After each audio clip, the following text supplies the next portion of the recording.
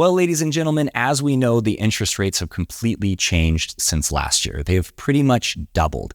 And this has caused a lot of problems for buyers that were looking last year and now looking at what they can afford with today's interest rates, and they're having to massively change their expectations or just get out of the market completely. But it's also affecting people who want to sell. They're looking at what they can profit by selling their homes, but they're looking at what it looks like to get a mortgage and going, oh my gosh, we're going to have to end up downgrading. We're not going to do that. We just have to make what we have now work. But that can be kind of tough. And I know this is true because I'm that person. My wife and I, we bought a house 2 years ago. At the time, we thought it was perfect. It was much bigger than what we had. We got a great deal on it from our friends. But as time has gone on, I've started to realize, man, I really miss having a shop. I really miss having privacy in my backyard. There's certain things that just aren't working about this house. So I started to look and I'm like, you know what? Let's sell it. We make more money. Now let's go buy a house on a piece of property. But unfortunately, at today's interest rates, we just can't do it. Not everybody can buy right now. And so I really had to work hard to figure out how can I make this house work for now. And I came up with some pretty good solutions. And I want to share those with you guys. So if you are a buyer and you're going, oh man, we're not able to get the house we want, hopefully with these tips, you can get the house that will work for now, at least for the next few years. And if you're a seller that you're just going, we can't sell, we got to make this work, hopefully these will help you as well. Let's go.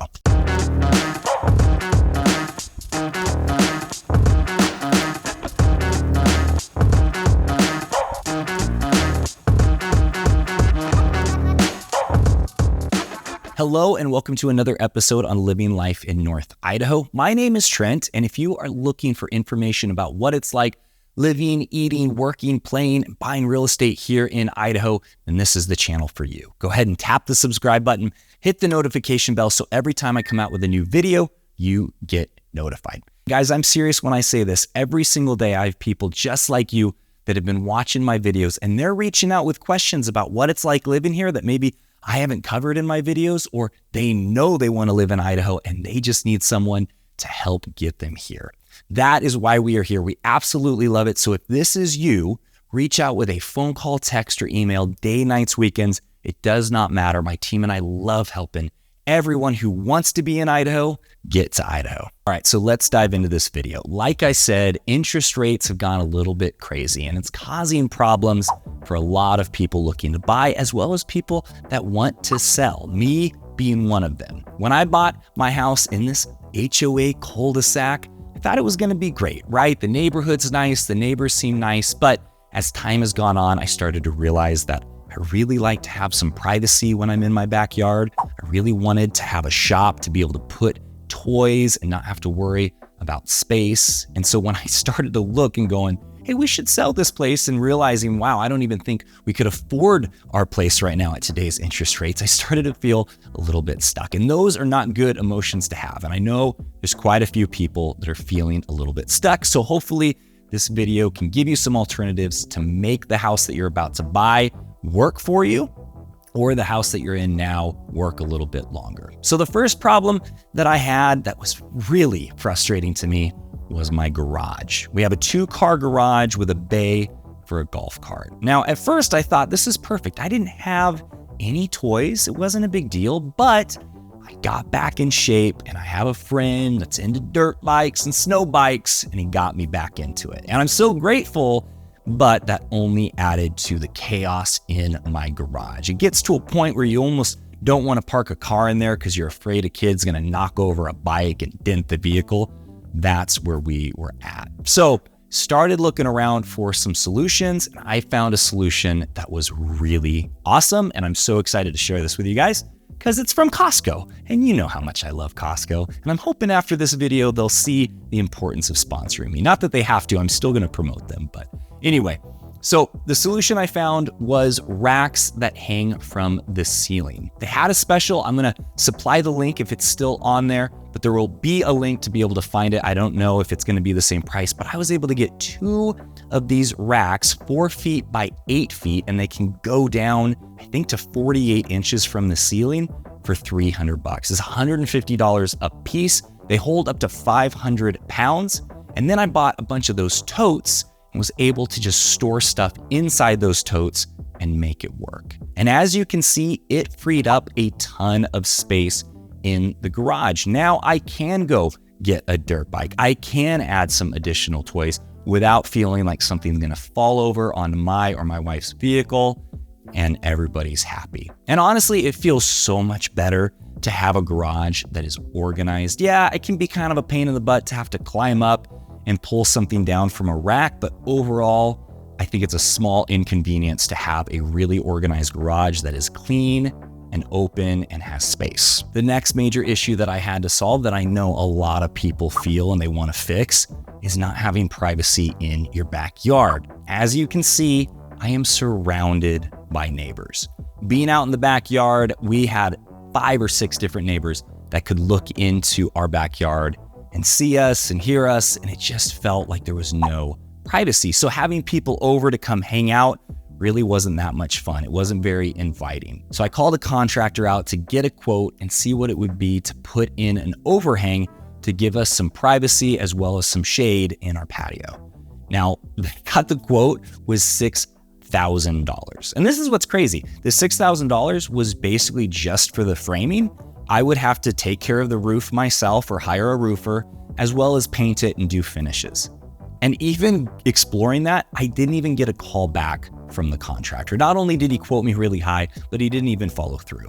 So got pretty frustrated, but went back to Costco.com and I was able to find this pavilion that came at an angle. It's exactly what I wanted, with the slope coming down so that the neighbors, when they're in their upstairs bedrooms or rooms looking down, they can't see us hanging out there. It was $3,000, which was actually quite a bit more than the one that they had in store, but I like this style so much better. Now, don't be fooled. My wife, when I originally bought this, said, hey, I talked to the neighbors and they said it only took them 4 to 5 hours to set this up. So I planned on having a nice weekend after getting this all set up. But as I unboxed it, I realized there is no way this took 4 to 5 hours. I went and talked to my neighbor and he said, no, I think there was some confusion. My wife helped me for 4 to 5 hours, but it actually took me 3 to 4 days to get this done. They also did it in the winter, which I don't suggest. For me and my brother, we spent an entire 13 hours the first day, and then the next day I was able to finish it with another 8 hours. So do plan on putting some time in. It's really not that hard, but you just have to follow the instructions as closely as possible, because you won't realize that you screwed up by not following the instructions until you start putting it all together with the roof. That's when the problems start to become clear. Also, do not go off of the measurements online. As you can see, I had to cut into my stairs about 6 inches because the measurements were about 10 inches further than what they had said online. So just be aware of that. But yeah, super happy with how this turned out. It has made the backyard an incredible space to be in. And honestly, I think now only 1 or 2 of my neighbors, if they're looking over the fence directly at us, can see us, and it's a much better solution. Still not the house out in the woods with a shop that I was hoping for, but for now, it absolutely works and we use it pretty much every single day. Now, not everybody is gonna deal with this last issue, but we definitely were. And so if you are in this position, you're definitely gonna wanna listen to this part. When we bought our house, it looked really good. It had been painted basically a year prior. Unfortunately, the owners used a really cheap paint and they used a velvet sheen, which I didn't even know was a thing.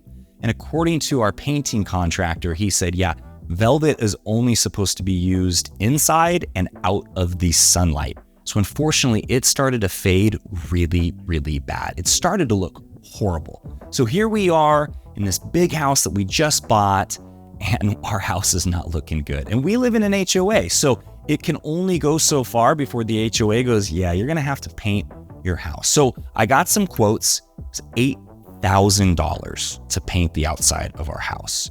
And that just wasn't something that my wife and I wanted to pour that much money into. But luckily, I was able to find a painter. Abstract Painting.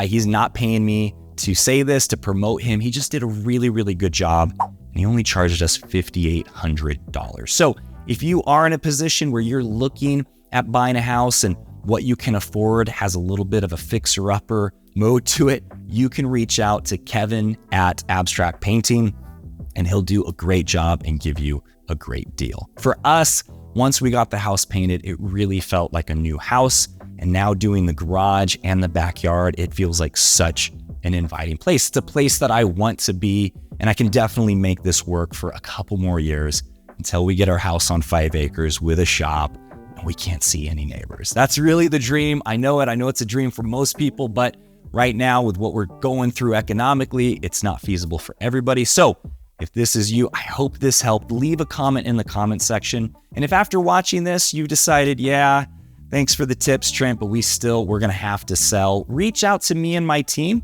We do listings in this area, and we really try to go over the top when it comes to marketing. So feel free to reach out. And if you are serious about getting moved to Idaho, please reach out at the phone number or email address listed below. Day, nights, weekends. Also, there's a website down there. You can go and see what the listings are in this area. It's attached to the MLS, so it is pretty dang accurate compared to some of those third-party websites. Thank you for watching this video. Give me a thumbs up if you liked it. Make sure you subscribe. And until the next one, I'll see you later.